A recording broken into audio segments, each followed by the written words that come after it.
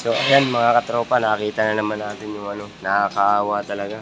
Ito paulit-ulit ko to siya binablog eh. Gusto ko nga sana na makita ba ng kamag-anak nito. Ayan oh, tropa eh. Mga katropa eh, ano, sana mapansin niyo yan. Yan parati ang gusto kong maano kasi naawa ako minsan umiinom sa kanal yan.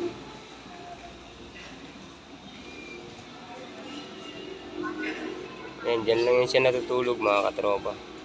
Ayun o. Ano yan, dito siya nakatira sa ano, sa Lucena. Sa bayan. So ayan, nakikita niyo naman o. Nagiinan yan siya ng ano, ng ting-ting. Ano ba yan? Ganyan lang ginagawa niya.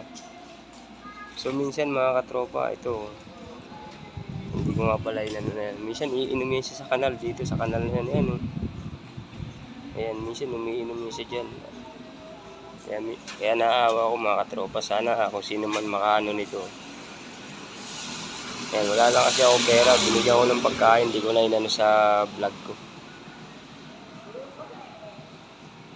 So ayan, tawag yan si Cardo. So ayan. Shout out nga pala sa mga small creator ko, mga ano ba, mga vlogger. So ayan.